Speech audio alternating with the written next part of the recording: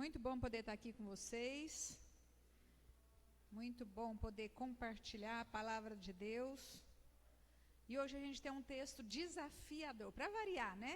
A Bíblia é desafiadora. Incrível, quanto mais a gente lê, quanto mais a gente estuda, quanto mais a gente olha, a gente fala, que coisa preciosa é a palavra de Deus para as nossas vidas. E que desafio extraordinário essa palavra traz para o nosso dia a dia.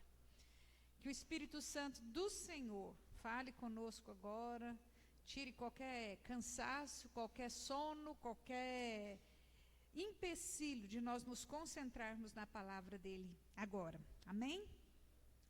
Eu agradeço os visitantes. Nós temos aqui uma visitante que veio de Guararapes, né? Joyce, seja bem-vinda, viu? Que Deus te abençoe, que Deus te use. Tem mais alguém aqui que nos visita pela primeira vez ou não? Só a Joyce mesmo, pela primeira vez. Seja bem-vinda, viu? Temos uma visitante aqui na frente, faz tempo que eu não te vejo. Fico feliz de Deus ter guardado Luiz e Estevão esse tempo todo viajando, descansando. O Senhor é Deus que cuida de detalhes da nossa vida. E muito feliz de ver você aqui, viu, Lídia? Muito feliz, Lídia. Vamos lá, abrir nossa Bíblia em Hebreus 11. Hebreus 11. Semana passada foi meu marido que deu aula, e vocês sabem que ele é mais rápido que eu, né? Ele não fica perdendo tempo, não. Ele vai embora. Corre muito. Para vocês verem o que eu passo seguindo esse homem há mais de 30 anos. É correndo atrás dele. É assim. Então, quando eu cheguei, falei, e aí, até onde você foi? Capítulo 10. Eu falei, não acredito que você foi isso tudo. Mas eu fico feliz que daí rende, né? Eu sou muito enrolada. Capítulo 11 é simplesmente extraordinário. Tremendo, né? Um convite a levarmos uma vida de total confiança. Que coisa difícil viver pela fé. E o versículo 1 diz assim, ora, a fé é a certeza de coisas que se esperam, a convicção de fatos que se não veem. Então, a fé é aquilo que eu tenho convicção, eu tenho certeza, ainda que eu não possa ver, ainda que eu não possa enxergar, ainda que não esteja concreto. Isso é fé. E, na verdade, a gente exerce a fé o tempo todo. Nós exercemos a fé em diversas áreas da nossa vida.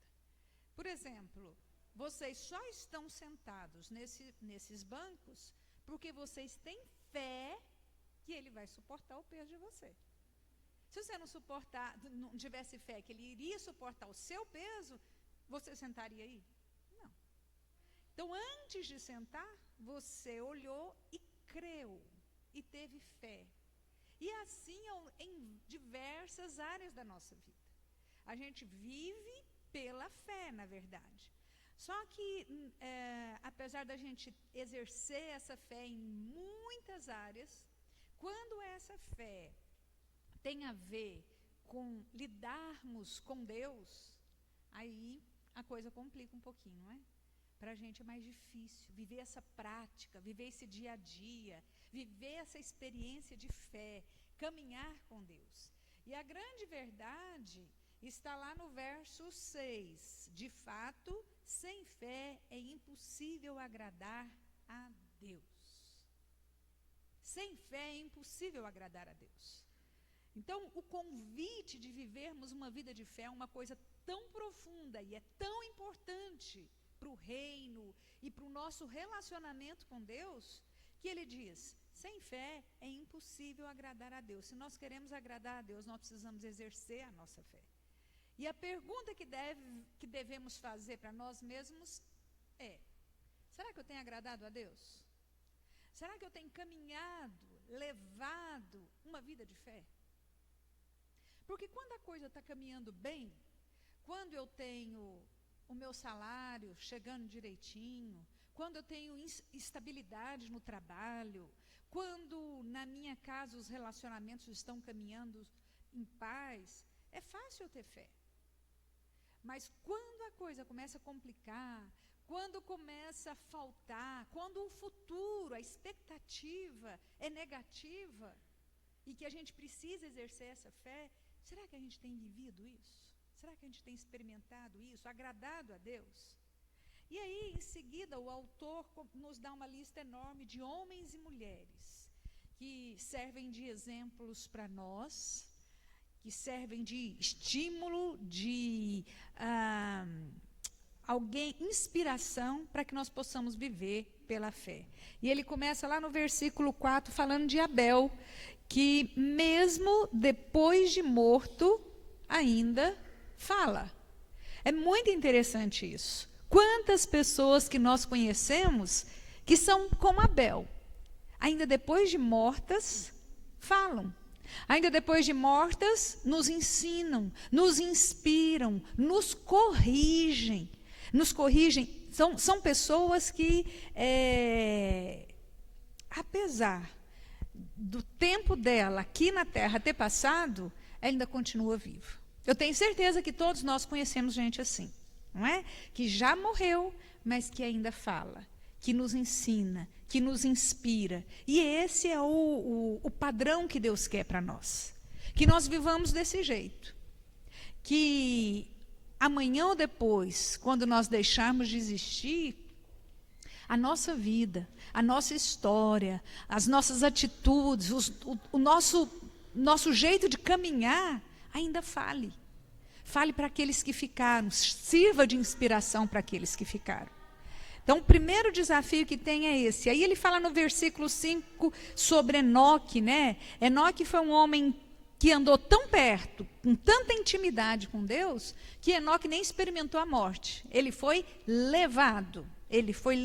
Não teve essa passagem na vida dele de experimentar a morte. E aí no versículo 7 ele fala de Noé, que acreditou nas instruções de Deus. Eu acho tão interessante, ele fala assim, pela fé, Noé divinamente instruído acerca de acontecimentos que ainda não se viam, e sendo temente a Deus, e ele foi orientado para fazer aquela arca. Gente, essa história de Noé é um negócio de doido. É uma coisa fora do comum, é um exemplo de fé tão grande, tão profundo, que se a gente parar para pensar, a gente fala, é uma loucura isso. Alguém chegar e passar uma instrução do nível, da dimensão que foi essa história da arca, e fala que Noé, pela fé, ele foi divinamente instruído, e ainda que ele não conseguia ver, ele fez e ele obedeceu. E a minha pergunta é, será que a gente tem crido nas instruções passadas por Deus, aqui, nessa palavra? Porque o que Deus deu para Noé foram palavras, foram instruções. E aí a gente pode justificar assim, mas também, né? Deus falou com Noé, Deus falou com ele. Aí tem razão dele construir essa arca. E por acaso não é Deus que fala com a gente através dessa palavra? Por que que a gente tem dificuldade de crer? Por que que a gente tem dificuldade de construir a nossa vida, construir nossos relacionamentos, construir a nossa casa, edificar planos e sonhos com base nessa palavra? Porque o resultado vai ser o mesmo que Noé teve. Bênção, salvação, livramento. Construir a nossa vida, os nossos relacionamentos, os nossos planos baseados nessa palavra aqui, vai nos livrar da morte, vai nos livrar de tragédias, vai nos livrar de temporais que nós jamais gostaríamos de enfrentar. E aí no versículo 8 ele começa então, como diz, aí a apelação, ele parte para Abraão, né? Abraão, quando chamado, obedeceu. Ele teve uma fé obediente. Que desafio para a gente é viver uma vida de obediência. E Abraão segue a direção que Deus estava lhe dando sem questionar. Nós temos muita dificuldade em viver uma vida de obediência. Muita dificuldade em obedecer. Desde criancinha a gente tem dificuldade de obedecer. nós temos dificuldade de obedecer os pais, nós temos dificuldades de obedecer regras, nós temos dificuldades de obedecer autoridades, nós temos dificuldades de obedecer a palavra. E Abraão nos dá esse exemplo de obediência. E aí no versículo 11 fala que pela fé também a própria Sara recebeu poder para ser mãe. E nós sabemos que aqui é uma coisa totalmente fora da lógica, fora daquilo que a gente fala que é racionalmente possível. Sara, uma mulher de idade avançada, e se tornou mãe pela fé. Pela fé ela recebeu isso. E aí lá no versículo 17 ainda desse capítulo, fala que pela fé Abraão, quando posto à prova, ofereceu Isaque. E é muito interessante ver que Deus chama Abraão para esse... Sai da tua terra, da tua parentela, vai para o lugar que eu vou te mostrar. Não deu endereço, não falou quanto tempo ia durar essa viagem, não falou qual seria o trajeto. Fala, eu vou te mostrando, você vai chegar um dia. Quem aqui toparia uma coisa dessa? A gente sabe que... Eu a certeza que não. Certeza que não. Sair da minha casa, da minha terra, ele era muito bem sucedido lá, e deixar os parentes, e deixar tudo, sem a única promessa que ele tinha, e que deveria ser suficiente para as nossas vidas, eu vou fazer de você uma bênção. Você vai ser uma bênção, você vai ser uma grande nação. E aí ele segue, e a gente sabe a história, passam-se lá mais de 20 anos, até que nasce Isaque. Quando o menino está mais ou menos com uns 13, 17 anos, entre 13 e 17 anos, o Senhor pede Isaque como sacrifício a Abraão. E aí, nesse versículo 17, fala que Abraão, quando posto à prova, ofereceu Isaque. Então, no coração de Deus, Abraão ofereceu Isaque. A gente sabe que ele não chegou a consumar o fato, mas no coração ele já tinha oferecido. E eu acho isso de extremo desafio para a gente. Eu gostaria, inclusive, de fazer um parênteses aqui, que para cumprir a promessa na vida de Abraão, de ser uma grande nação, o que Abraão precisava? O que era o básico que ele precisava? Ele precisava de um descendente, no mínimo um descendente. Ele precisava de um filho. E o que Deus pede para ele? Um único filho. E aí, se a gente olhar em outros exemplos na palavra, se a gente olhar, sabe aquela viúva pobre que Jesus está lá no templo e ela chega e oferece 2 moedas. E Jesus fala que aquilo era tudo que ela tinha. Gente, uma viúva pobre, o que ela precisa? Dinheiro. Ela precisa de dinheiro. E o que ela oferece? Todo o dinheiro que ela tinha. Outro caso que a gente olha na Bíblia, sabe o menininho lá, na história da multiplicação dos pães e peixes? Aquele menino tinha 5 pães e 2 peixes no meio daquela multidão faminta. E o que ele oferece? Tudo que ele precisava naquele momento? Ele, particularmente, pão e peixe. Ele poderia muito bem ter pensado, bobo desses que não tem. Eu tenho, eu vou cuidar da minha vida. Pão e peixe. E o que ele tinha, ele ofereceu. Era o que ele precisava naquele momento. Pão e peixe. E ele ofereceu. Outra história que me deixa intrigada lá em 1 Reis, quando está falando de Elias, que chega lá na casa da viúva, e essa viúva, e ele pede para ela comida. A terra estava passando um momento de muita escassez, e ela fala, olha, a única coisa que eu tenho é um restinho de azeite e um pouco de farinha. Vou fazer um bolo desse azeite e dessa farinha para o meu filho e eu comermos, e depois que nós comermos isso, nós vamos morrer. É certeza que a gente vai morrer, não tem mais nada, acabou tudo. Nós não temos essa noção de falar, acabou tudo. Isso na nossa cabeça não cabe. Não cabe, eu tenho certeza, eu falei isso aqui esses dias para trás. Quando a gente fala assim, não tem nada nessa casa, ainda dá para viver pelo menos uma semana, de boa. Dá andar, de boa. E a gente fala, nossa, não tem nada aqui nessa casa. Essa geladeira tem um buraco, né? E dá para viver uma semana de boa. E aqui é o zero, é o nada. E interessante que o profeta Elias fala assim, você vai fazer o seguinte, então, você vai lá, vai fazer esse bolo e vai trazer primeiro para quem? Para eu comer. Traga para mim. E a viúva obedece. Então, eu acho muito interessante que exatamente o que ela estava precisando, ela oferece. O que Abraão mais precisava era um filho. E ele tem o coração de oferecer isso ao Senhor. O que aquela viúva pobre mais precisava era dinheiro, e ela oferece ao Senhor. O que aquele pequeno menino estava mais precisando naquele momento era alimento, pão e peixe, e ele oferece ao Senhor. O que essa viúva e o filho precisavam era pão para se alimentar, era bolo para se alimentar, e ela oferece ao Senhor. E a pergunta que nós devemos fazer é o que você mais necessita nesse momento? Quais são suas carências mais profundas? Às vezes você pensa, eu estou precisando de afeto, eu estou precisando de amor, eu estou precisando de atenção, eu estou precisando de perdão, eu estou precisando de alegria, de esperança. E é isso que nós precisamos oferecer ao Senhor. De repente você fala, estou precisando de tempo, a minha vida está tão corrida. Ou de repente você fala, eu estou precisando de dinheiro mesmo. A coisa está feia, está apertada. Eu estou precisando disso. E por isso, a gente deixou de ofertar, a gente deixou de dar os dízimos, a gente deixou a nossa fidelidade em segundo plano.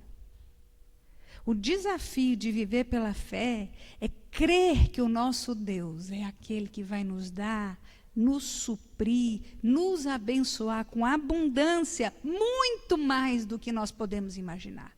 Ele é o Deus da multiplicação. Ele é o Deus que pode nos abençoar.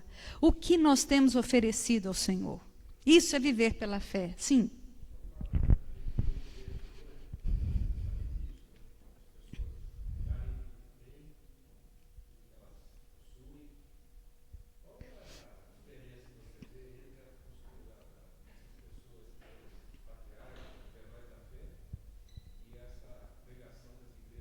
A pergunta do Adriano é o seguinte, que hoje tem muitas igrejas falando para você dar tudo o que você tem.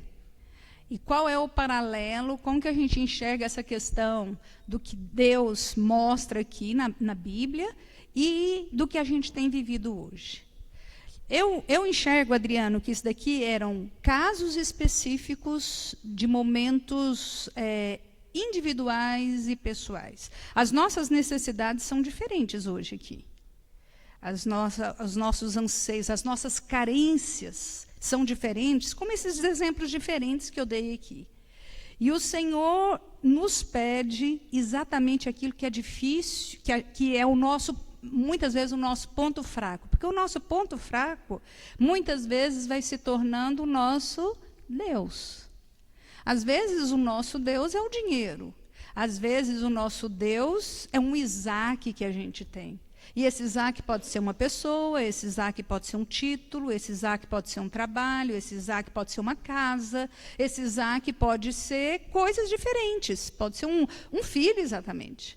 Então, o que eu vejo é que hoje essas igrejas generalizam só nessa questão do dinheiro mesmo, é ter para dar, e a vida é como se fosse só essa questão da prosperidade.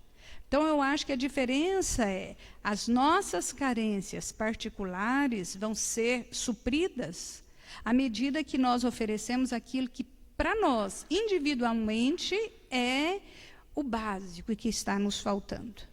E eu vejo que essas igrejas hoje generalizam assim, olha, dinheiro resolve tudo.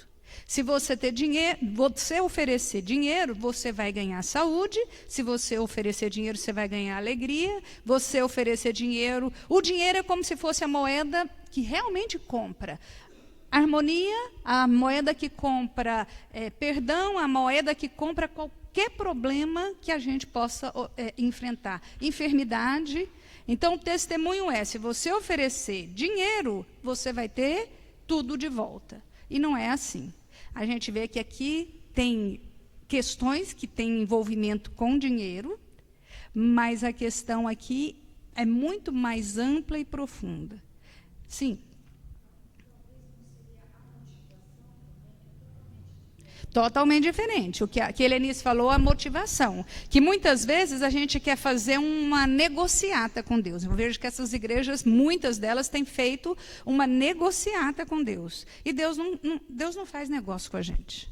Não é assim. Não é assim que Deus trabalha. Deus é Deus da graça. Deus é Deus da graça. Sim.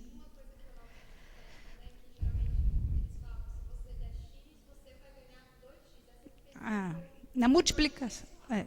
Mas, por exemplo, se a gente for pensar no menino com os pães e peixes, na verdade, ele não saiu da vantagem. Ele comeu 2, 5 peixes. Então, assim, a multiplicação beneficiou outros. não ele necessariamente. É muito interessante isso que a Luiz falou. Que muitas vezes o que a gente... Gente, eu estou repetindo porque o povo reclama depois para mim, viu? Que eles não ouvem. Que muitas vezes a pessoa está pensando só no bem pessoal. E o que Jesus faz e nos mostra o que como Deus age é para abençoar outros. Abraão iria abençoar nações, não é? Aquela viúva ia abençoar a vida de Elias. O menininho lá dos pães e peixes, de repente ele não comeu nem 5 pães. Porque para comer 5 pães e 2 peixes, o menininho tinha de ser bem gulosinho, né? Então, de repente, ele comeu bem menos, mas ele abençoou. Então, tem a ver com essa história de abençoar outros. Sim, Pedrinho.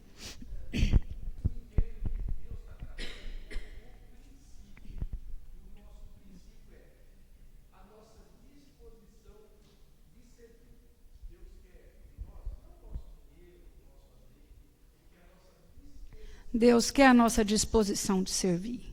Deus quer o nosso coração, sim. Eu entendi a parte que você falou que a gente tem que dar o que nos falta para Deus. Então, se a gente está triste ou está sem esperança, por exemplo, a gente tem que dar alegria. Senhor, está me faltando esperança. Mas ninguém vive zerado de esperança. Porque se você zerou, você já está morta. Então, o que eu tenho é como essa viúva, um fiozinho de azeite. A minha esperança hoje, Senhor, é tão pequena, é tão insignificante, que parece que ela não significa nada para eu viver. Mas para o Senhor, eu vou oferecer esse fio de esperança. Porque o Senhor é o Deus que multiplica. O Senhor é o Deus que vai me devolver aquilo que eu olho e falo, acabou. É tão pouco, não tem mais nada. Mas o Senhor é Deus que pode multiplicar isso daí. É nesse sentido, entendeu? De oferecer, como aquele pai fala, me ajuda na minha falta de fé. Eu acho muito legal aquele pai que chega e confessa diante de Deus. Eu sei que o Senhor tem poder para curar meu filho. Eu sei, ele fala isso. E a gente não sabe que Deus tem poder para fazer qualquer coisa na nossa vida?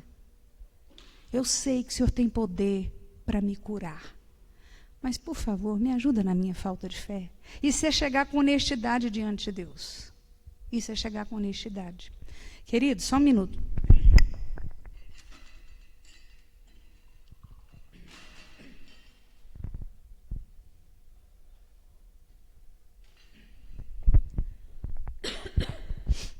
Muitas vezes a gente acha que o que a gente está fazendo é para nós. Quando a gente fala, vamos ler a Bíblia. Sabe essa campanha que a gente está fazendo de ler a Bíblia esse ano? A gente acha que a gente está fazendo isso para Deus. Eu falei o contrário. Às vezes a gente fala, nossa, estou fazendo para Deus. Eu estou ofertando, estou oferecendo, isso aí é para Deus. Quando, na verdade, Deus pede isso, é para nós. É para o nosso bem. Essa questão de ler a Bíblia, porque Deus não precisa, Ele sabe tudo, é palavra dEle. É para nós. Quando o Senhor nos instrui, nos pede, nos fala, ofereça, viva pela fé, abra o seu coração, dê o passo da coragem. Isso é por nosso bem.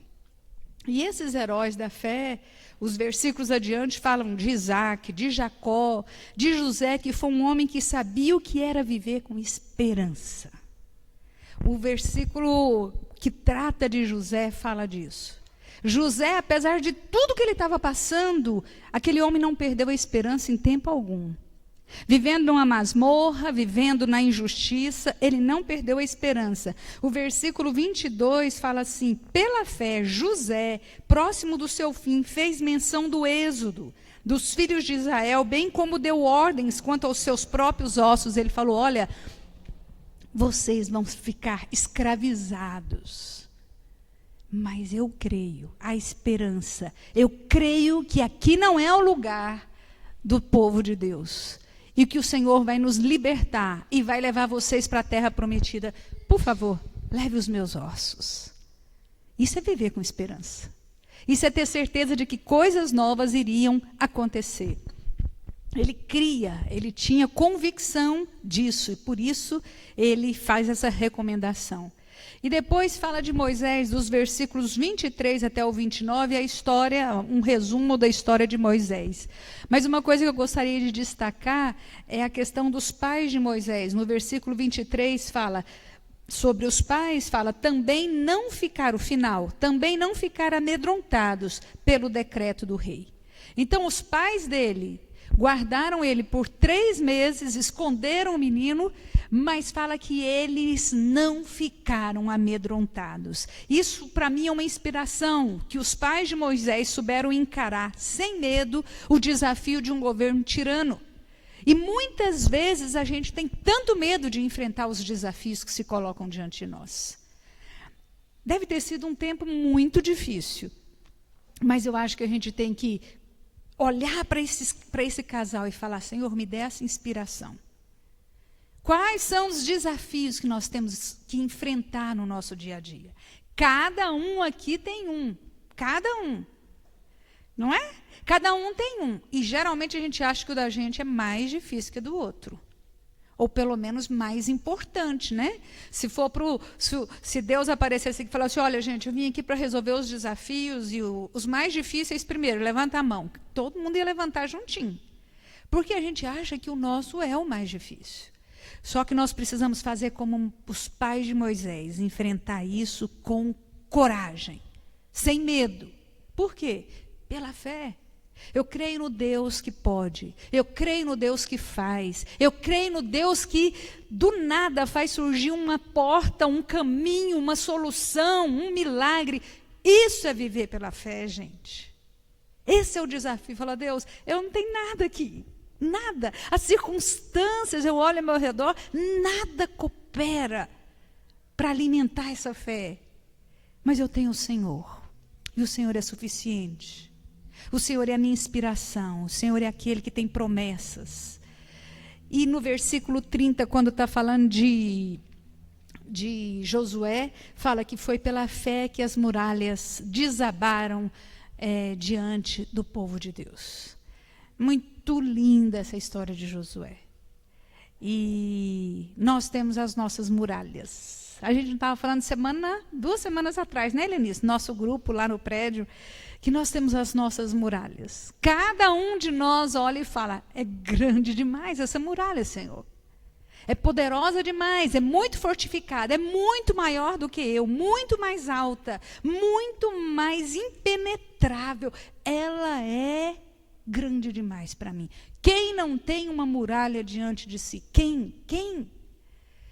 E o que eu acho lindo nessa história de Josué é que foi o Senhor que derrubou a muralha. Pela fé. É caminhar pela instrução do Senhor e falar: eu sei que o Senhor pode derrubar qualquer muralha. Eu sei que não existe nada que possa ser maior do que a força do teu poder, do que a ordem que sai da tua boca, do que a tua palavra atuando em nós. E nos versículos 31 e 32 ele descreve mais um tanto de exemplo de homens e mulheres de fé. Ele fala de Raabe, né, que foi incluída na lista lá das heroínas da Bíblia. Fala de Gideão, que a gente já estudou. Baraque, Gideão com 300 homens venceu um exército inteiro. Quer dizer, foi Deus. Baraque, Sansão, Jefté, Davi, Samuel, ele cita os profetas. Então, é um texto extraordinário. Os versículos 33 e 34, ele relata tudo o que é possível fazer quando nós vivemos pela fé. É um texto extraordinário. O que a gente pode fazer pela fé? Subjugar reinos. Eles praticaram a justiça, obtiveram promessas, fecharam a boca de leões, extinguiram a violência do fogo, escaparam ao fio da espada, da fraqueza tiraram força, fizeram-se poderosos em guerra, puseram em fuga exércitos de estrangeiros. Ou seja, viver pela fé é saber que nós temos um Deus que faz, que trabalha, que age em nosso favor. Que a força não está em nós e que o sobrenatural vai acontecer. E o mais importante é saber que de Deus a gente viver pela fé é tirar forças das nossas próprias fraquezas. É nos tornarmos poderosos apesar da nossa fragilidade. É prevalecer contra o inimigo apesar de nós. Isso é viver pela fé. Então, é um estímulo muito grande para a gente caminhar nesse sentido, né? E o versículo 38 é tão interessante desse texto, que diz assim: homens dos quais o mundo não era digno. O mundo não era digno. O desafio para nós é nos tornarmos homens e mulheres dos quais o mundo não seja digno. Que desafio enorme, né? E aí no capítulo 12, versículos 1 até o 3, nós devemos correr nossa carreira com perseverança e olhando para o Senhor, que é o autor da nossa fé. O segredo para a gente perseverar e para a gente se renovar nos nossos relacionamentos com o Senhor é olhar para Ele. Precisamos olhar para o Senhor. Sabe por que muitas vezes a gente desiste no meio do caminho? Porque a gente fica olhando para o nosso companheiro de banco, porque a gente fica olhando para alguns líderes, porque a gente fica olhando para homens. E aqui o que a palavra nos instrui, fala, olha, nós temos que correr olhando para o Senhor. É Ele que tem que ser a nossa inspiração. Ele que é a nossa inspiração de perdão, Ele que é a nossa inspiração de amor, Ele que é a nossa inspiração de coragem, Ele que é a nossa inspiração maior, porque os homens, todos, se a gente olha os homens registrados aqui na Bíblia, todos, em um momento ou outro, têm falhas, têm erros. O único que tem essa perfeição é Jesus. E aí no versículo 4, ele fala assim, olha, na vossa luta contra o pecado ainda não tendes resistido até o sangue. Nós precisamos lutar. Ele começa um parágrafo, um período falando sobre a luta que nós devemos viver contra o pecado. E fala, vocês têm que lutar até o sangue. E o que a gente faz na luta contra o pecado? A carne é fraca, não é? A gente não tem aquela disposição de lutar e falar, eu quero ter uma vida santa. Eu quero viver santificado, eu quero santificar a minha vida mais e mais. Quero santificar os meus pensamentos, quero santificar aquilo que eu acesso na internet, eu quero santificar aquilo que eu vejo na TV, eu quero santificar a minha vida, a minha maneira de falar, a minha maneira de tratar as pessoas com quem eu convivo. Eu quero santificar a minha vida. E isso exige um esforço extraordinário de nós.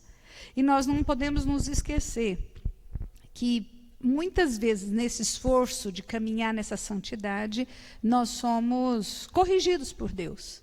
E aí os versículos 6 e 7 fala, porque o Senhor corrige a quem ama e açoita todo o filho a quem recebe. É para a disciplina que persevereis. Deus vos trata como filho, pois que filho há que o pai não corrija? Então, nós não podemos nos esquecer disso, que o Senhor, como Pai, nos corrige e nos disciplina. Qual pai aqui que nunca corrigiu o filho? Qual pai? Por mais que seja uma correção que a gente fala assim, nossa, está muito aquém do que precisa, né? Porque tem pai que deixa o negócio correr frouxo, né? Ainda assim, há aquela correção. Não põe a mão na tomada. Nossa, não faz isso, não pega. Nós corrigimos os nossos filhos, porque a gente ama. Quem ama, corrige. É o que está escrito aqui na palavra. Quem ama, corrige. E o Senhor também nos corrige e nos disciplina. No versículo 10, mostra por que Ele nos disciplina. Pois eles nos corrigiam, nossos pais, por pouco tempo, segundo melhor lhe parecia. Nós, como pais, quando a gente corrige os nossos filhos, cada um tem sua cabeça, não é? Primeiro que a gente tem uma receita sempre muito boa para corrigir o filho do outro. Como a gente olha e fala, mas está precisando. A gente sabe exatamente o que o outro está precisando. Mas quando é o nosso, às vezes a gente fica frouxo, não é assim? Então, essa questão de corrigir é como melhor nos parece, por tempo determinado. Deus, porém, nos disciplina para aproveitamento, a fim de sermos participantes de sua santidade. A correção do Senhor é ampla, é profunda, ela tem aproveitamento, ela nos torna santos. Nos torna santos, mais puros, mais retos. É uma disciplina que faz diferença na nossa vida. E aí, no versículo 11, fala assim, toda disciplina com efeito no momento não parece ser motivo de alegria, mas de tristeza. Quem aqui que quando é corrigido, fica feliz? Qual o filho aqui que quando o pai ou a mãe fala não, ou quando o pai e a mãe corrige, dá um castigo, tira alguma coisa, fica feliz? Ah, meu pai e minha mãe disse não para mim. Qual, gente? A gente revolta, a gente fica bravo, vocês lembram, não é? Quando você era filho, como é que era, né? Nossa, bate porta, né? Aquela coisa assim, linda, maravilhosa. Então, nós, na hora da correção, agora hoje que a gente tem maturidade, e você olha, você fala, puxa vida, mas eu precisava mesmo. Na verdade, acho que eu precisava demais. Não é assim? Não tem coisa que você pensa, tem coisas, tem acontecimentos na minha vida que eu olho e falo assim, nossa, meu pai foi muito bondoso. Se fosse eu, seria mais dura. Porque meu pai é a graça em forma de gente, né? Então, hoje eu fico olhando e falo assim, não, ele foi muito gracioso. Eu seria mais dura, com certeza. Então, a disciplina, quando a gente olha para trás, a gente fala assim, depois, entretanto, produz fruto pacífico aos que têm sido por ela exercitados. Fruto de justiça. Fruto de justiça. Quando vem a razão, a maturidade, logo nós percebemos o quanto aquela disciplina foi valiosa para nós. Nós não ficamos felizes de saber que nossos pais nos ensinaram coisas, e às vezes foi tão difícil para eles nos ensinarem, nos disciplinaram, não é? Coisas, e que hoje a gente olha e fala, nossa, foi graças à disciplina do meu pai e da minha mãe que hoje eu sou assim. Senão, não sei o que seria da minha vida. Mais tarde, vai chegar a hora. E eu falo para os pais, especialmente pais de adolescentes e de crianças, não tenham medo de corrigir seus filhos. Não tenham medo de falar não. Não fique preocupada com o choro, não fique preocupada, ai, coitada, vai ficar. Não tenham medo de corrigir seus filhos, porque isso vai gerar bênção, justiça, vida, graça, alegria para ele e para você no futuro. Não tenha medo de corrigir. Versículo 14, se nós queremos ver o Senhor, o que a gente tem que fazer? Seguir a paz com todos e a santificação sem a qual ninguém verá o Senhor. Nós precisamos, às vezes a gente fala, nossa, eu quero tanto ter uma experiência profunda com Deus. Eu queria tanto, assim, que alguma coisa extraordinária, excepcional acontecesse na minha vida. Aqui a receita é, você tem que seguir a paz com todos. Você está vivendo em paz com todas as pessoas? Ou tem aquele que levantou a mão aí no seu coração agora? A gente sabe exatamente com quem a gente não tem vivido em paz. Há umas 3 semanas, eu acho, a gente falou sobre família aqui. Lembra que a gente falou aquela aula de pais, de avós, né? E foi tão bom, uma pessoa me procurou para contar da experiência, que disse que estava tendo problema com alguém da família. E que depois naquele dia, depois daquele domingo, no dia seguinte, ele foi procurar a família para reconciliação, para perdão, para restauração. E que o que eu mais gostei foi a pessoa falar assim, sabe quando tira assim? Um peso. E eu saí de lá leve. O Senhor faz isso conosco. Se tem alguém aqui que está precisando viver em paz com outra pessoa, procure, ligue, escreva, humilhe-se diante de Deus. Ai, que vergonha de humilhar. O perdão passa necessariamente pela humilhação.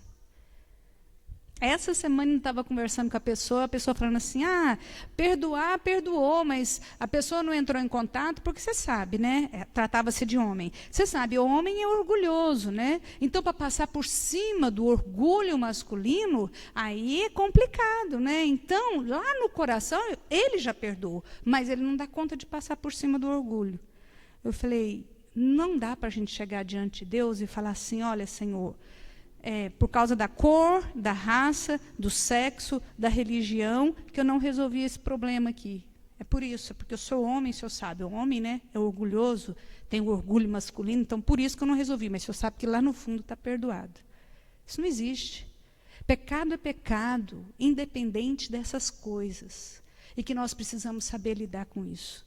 O perdão, o arrependimento, necessariamente passa por esse processo de nos humilharmos. É o caminho.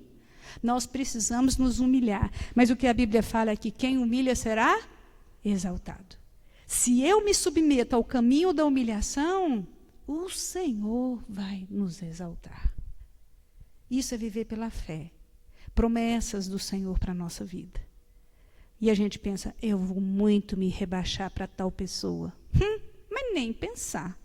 E aí a gente continua sem ver ao Senhor. Sem esse processo de santificação na nossa vida. Escolha é nossa. No capítulo 12, versículo 29, fala que nosso Deus é fogo que pode consumir tudo aquilo que não convém em nossas vidas. Se nós nos apresentarmos diante dele, ele irá consumir aquilo que não agrada ao próprio Deus, porque o nosso Deus é fogo consumidor. O que tem na nossa vida que a gente sabe que precisa ser apresentado diante de Deus? Falar, Senhor, tira isso da minha vida. Tira isso da minha vida. Às vezes é uma postura orgulhosa, às vezes é inveja. Inveja é um negócio tão sutil, inveja é um negócio tão perigoso. Inveja é um negócio que vem sorrateiramente, invade a nossa vida. E nós precisamos falar, Senhor, queima isso da minha vida. Mas, para isso acontecer, precisa ser confessado diante de Deus. Nós precisamos olhar e falar, eu estou com inveja, Deus. É feio, é horrível, mas é isso que eu estou sentindo. Queima isso da minha vida e me liberta. O Senhor pode fazer isso. E eu quero viver nessa perspectiva. Aí, no capítulo 13, último capítulo, as exortações finais, os versículos 1 e 2, Paulo aqui nos chama para... Não, Paulo não, né? Não sei se foi ele que escreveu. O escritor aqui nos chama, vou até apagar aqui, que eu pus Paulo aqui, viu? Aqui o autor nos chama para alguns deveres que a gente precisa, deveres sociais. Ele fala, praticar a hospitalidade. Como nós precisamos aprender a abrir a nossa casa, receber as pessoas. E aqui eu dou um toque especial para as mulheres, porque eu sei que para as mulheres isso é uma exigência maior, porque o homem convida e pronto, está convidado, não é assim? Vou convidar uns amigos para vir aqui, vou convidar meus parentes para vir aqui, ponto final, não é assim? Se for para hospedar e dormir, a mulher tem que pensar na roupa de cama, no banheiro, se está organizado, se tem sabonete, se tem isso.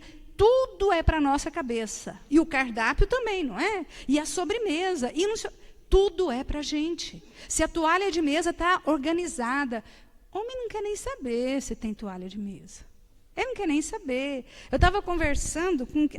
lembra o pastor Samuel que veio aqui ano passado? E ele falando que quando a esposa dele não está em casa, que ela viaja, ele costuma chamar convidados. Porque ele falou, porque daí é tudo mais fácil. Eu chamo, e aí não precisa forrar mesa, não precisa falar, cada um vai lá e pega o prato que quer. Quer dizer, nós complicamos, realmente. Nós, mulheres, complicamos, né? E aí, por isso, a coisa fica tão pesada. Ele fala, não, aí ficou uma beleza. Eles adoram, é maravilhoso. A gente tem aquela noite maravilhosa. Mas se ela, por acaso, sonhar o que acontece do jeito que eu recebo, ela morre. E é assim. Então, essa hospitalidade, nós, mulheres, precisamos, primeiro, simplificar. Não precisa fazer aquela ultra, mega sobremesa para impressionar. Para depois alguém falar assim, nossa, como você cozinha bem, não é? Na verdade, a gente está querendo, né? Então, às vezes a gente complica. Vamos ser mais simples. Vamos praticar hospitalidade. Não vamos cair nessa armadilha, né? E aí fala para lembrar dos encarcerados, dos que sofrem maltratos, como se nós mesmos estivéssemos passando por isso. E eu penso, que distância nós estamos do que a palavra de Deus nos orienta? Que distância? Quanto tempo faz que você não se lembra dos encarcerados? Quanto tempo faz que você não ora por pessoas que sofrem maltratos? Então, a palavra de Deus nos instrui e fala, olha, nós precisamos viver desse jeito. Nós precisamos olhar, sabe aqueles dias muito frios, muito difíceis, você fala, como é que esse povo na prisão está se virando? Até o banho é gelado, né? Então, é muito difícil. E nós precisamos dedicar nosso tempo em oração, e interceder, e fazer alguma coisa para quem você pode fazer. No versículo 4 desse capítulo, fala sobre o casamento, sobre o leito conjugal, sobre a vida sexual do casal, que deve ser num contexto de pureza, de transparência, né? que deve ser um lugar de honra, e nós precisamos nos preocupar em ter uma vida matrimonial santa, pura, limpa, que agrada ao Senhor, sem mácula, né? E dos versículos 5 até o 6, um chamado à confiança no Senhor com relação às nossas necessidades materiais. O desafio é levar uma vida sem avareza. Seja a vossa vida sem avareza. Nós temos que tomar muito cuidado, porque nós nos tornamos avarentos de uma maneira muito fácil. Nós muitas vezes somos avarentos porque temos pouco. Temos pouco aí, não posso dividir, que eu tenho pouco. E aí a gente também se torna avarento porque a gente tem muito. Vai acabar. Não, foi tão difícil ganhar esse tanto. Então, a avareza é um problema que nós precisamos aprender a lidar, sabendo que o Senhor é que irá sempre suprir cada uma das nossas necessidades e que jamais nos abandonará. Lembra da história que eu falei aqui da Mega Sena? Se eu ganhar na Mega Sena, nossa, mas eu vou abençoar tanta gente. Vou dar tanta oferta, eu vou ajudar. Mentira. Mentira, porque quem tem pouco abençoa como a viúva pobre fez, com o pouco que tem. Então, vai ser em pouco tempo, você vai esquecer de todo mundo que é pobre, de todo mundo que é necessitado. Agora, se você já ajuda hoje, o dia que você tiver muito, você vai continuar ajudando muito. Quem é fiel no pouco, vai ser fiel no muito. Não é uma questão de quantidade, é uma questão de coração. O resultado disso é uma confiança plena da nossa parte, né, de que quando nós temos esse Deus do nosso lado, Ele mesmo nos auxilia. Ele vai nos abençoar, e por isso não há o que temer, pois nada, nem ninguém pode nos atingir. É o que diz o texto aqui, não é? Que nós, confiando firmemente, o Senhor é o final do 6, o Senhor é o meu auxílio, não temerei, que me poderá fazer o mortal, o homem. O Senhor é o meu auxílio. Nossa, perdi o emprego, o Senhor é o meu auxílio. Nossa, ganhei uma promoção, o Senhor é o meu auxílio. Apareceu um gasto extra esse mês que não estava programado, o Senhor é o meu auxílio. Nossa, veio um extra esse mês. O Senhor é o meu auxílio. É ter essa certeza de que tudo vem das mãos do Senhor. É Ele que vai suprir, é Ele que vai abençoar, é Ele que vai cuidar. E o versículo 8 fala muito ao nosso coração. Jesus Cristo, ontem e hoje, é o mesmo e o será para todos sempre. É muito bom, é muito bom. Quando eu leio esse versículo, eu falo, que coisa consoladora e motivadora para o nosso coração. O mesmo Jesus que fez milagres, o mesmo Jesus que curou, o mesmo Jesus que levantou mortos, o mesmo Jesus que multiplicou pães, o mesmo Jesus que transformou, que libertou encarcerados, que libertou possessos, que acalmou tempestades, o mesmo Jesus que ensinou, que acolheu, que perdoou, que reconciliou, que saciou a sede. É o Jesus que nós servimos hoje. Não mudou. Não mudou. Nós temos que olhar para a Bíblia e falar, Deus, o Senhor é o mesmo que abriu o mar. O mesmo.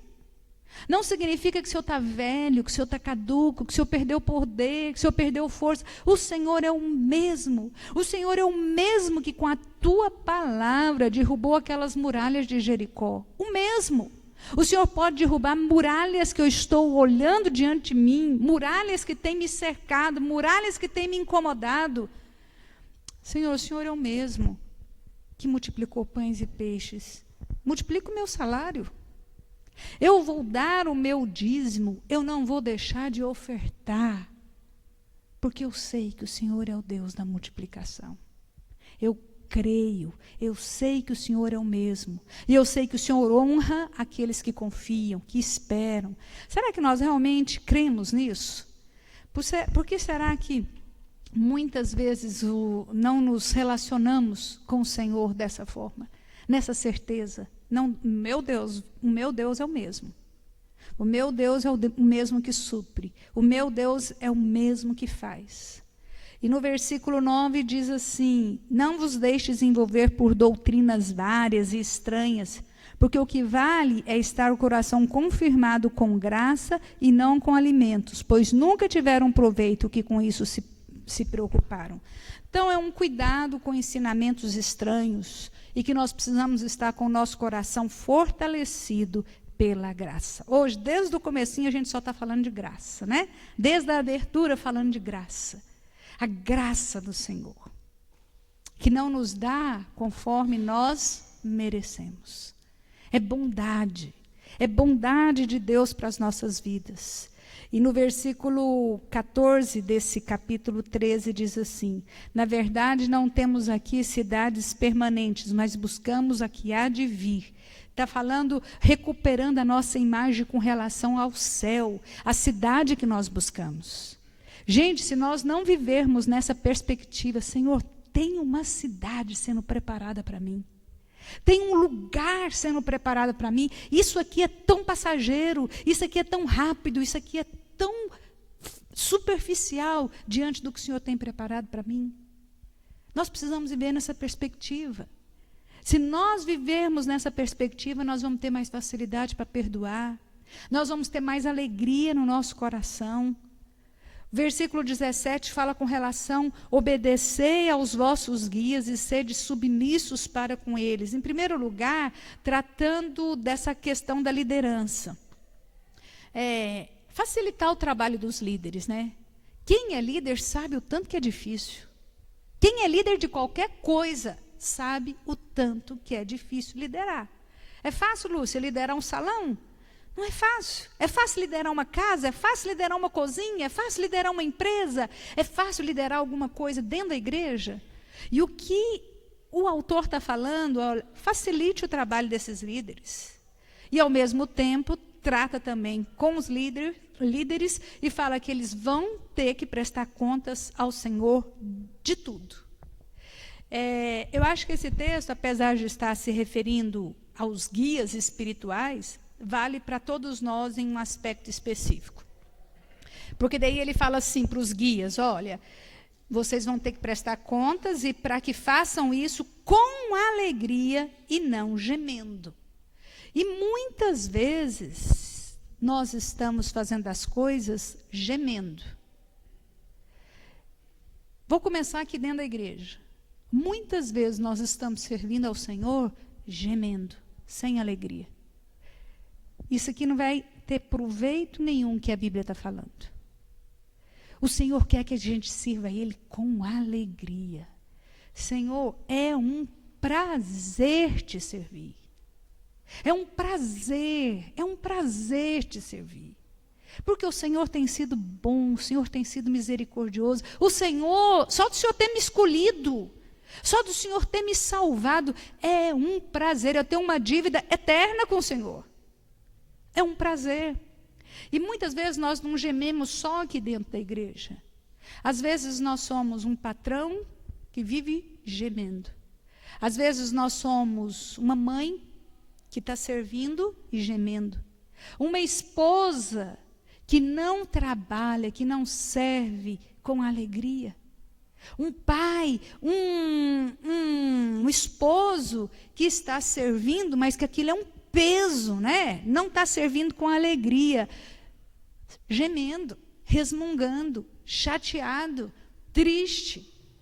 Isso não tem proveito diante de Deus. Então nós precisamos servir ao Senhor com alegria.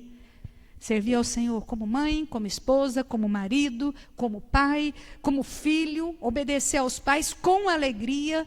Nós precisamos relacionar com os nossos irmãos com alegria e servir a igreja. Queridos, vamos fazer bem feito o que Deus colocou nas nossas mãos para fazer. Vamos fazer com alegria. Vamos fazer de coração, vamos fazer com excelência. Senhor, eu quero fazer bem feito, porque nada que o Senhor faz para mim, o Senhor faz meia boca. O que eu quero receber das mãos do Senhor, eu quero receber com perfeição. É ou não é assim? E por que quando a gente vai fazer as coisas para Deus, a gente faz... fácil, né? Não tem ninguém para fazer? Eu de novo aqui para fazer. Você está perdendo seu tempo. Você está perdendo sua energia. Faça com alegria. E para concluir, os versículos 15 e 16, falando do que agrada a Deus, né? Sacrifícios de louvor, de frutos de lábios que confessam o seu nome. Que nós possamos oferecer ao Senhor nossos sacrifícios de louvor, de adoração, de gratidão. Porque, na verdade, aquilo que nós estamos fazendo, que a gente pensa que é para o Senhor, no fundo, é para nós mesmos. E eu encerro aqui com uma história que diz que um cara, hoje teve a aposentadoria aí da Regina, né? Tem a ver com a aposentadoria. Diz que um cara era construtor, assim, excelente, excepcional, maravilhoso. Sabe aqueles caras que constroem assim, que fala, gente, não tem igual. A vida inteira trabalhou nisso. E ele cansou, chegou a hora de parar, né? E ele falou para o chefe dele, olha, última casa, essa depois não vou construir mais nada, e me aposento. Ele falou, tudo bem, beleza, construiu. Quando ele terminou, e que ele veio falar, agora acabou, o chefe dele falou assim, eu tenho um pedido para você. Ele falou, como assim? Por favor, precisava que você construísse mais uma casa, mais uma só. Não, nem pensar. Pedi para você trabalhar mais um mês, né, Regina? É muito, né? Nem pensar. Ele falou, não, por favor, queria muito que você construísse. Aí, de tanto o cara insistir, ele falou, tudo bem, vou construir. Mas sabe quando você faz assim, meia boca? De qualquer jeito? Não prestava atenção, ele que era minucioso, né? As mulheres aqui que sabem assim, o tanto que a queda d'água é importante na hora de lavar banheiro, na hora de lavar a cozinha. Ele não deu cuidado para aquilo, a coisa foi assim, caminhando, deixou o povo fazer do jeito que foi, e foi passando aquele tempo, e de mau humor, e fazendo tudo, não preocupava com a qualidade do material, com tudo. E terminou aquela construção. Quando ele terminou aquilo, muito chateado, mas ao mesmo tempo satisfeito de estar livre daquele sacrifício, chegou e falou para o chefe dele, olha, finalmente terminei, a casa está pronta. Aí o chefe pegou a chave e falou assim, é sua. Era um presente para você. Você acha que se ele soubesse que estava construindo para ele ia fazer daquele jeito? Nós estamos construindo para nós. Para nós. Por isso a gente tem que fazer bem feito. Vamos nos colocar de pé?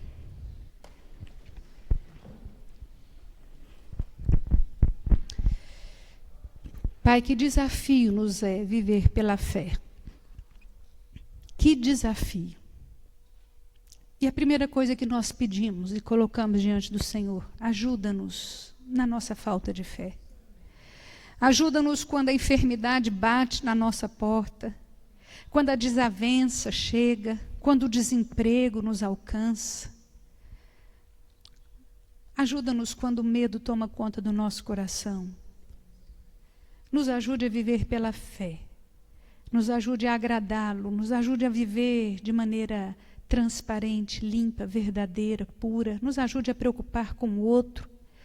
Nos ajude a abrir as nossas casas, o nosso coração, para receber, para perdoar, para reconciliar, porque nós queremos tanto ver o Senhor. Tanto, tanto, tanto, tanto. E nos ajude a ter visão de céu, da cidade preparada pelo Senhor que nos aguarda. Por isso, podemos viver com esperança. Há um Deus que é o mesmo ontem, hoje e o será para sempre, cuidando de cada uma das nossas necessidades. O Senhor é Deus que tem poder para trabalhar na nossa vida e para nos surpreender. Oramos no nome de Jesus. Amém. Bom domingo, queridos. Que o Senhor nos abençoe. Obrigada.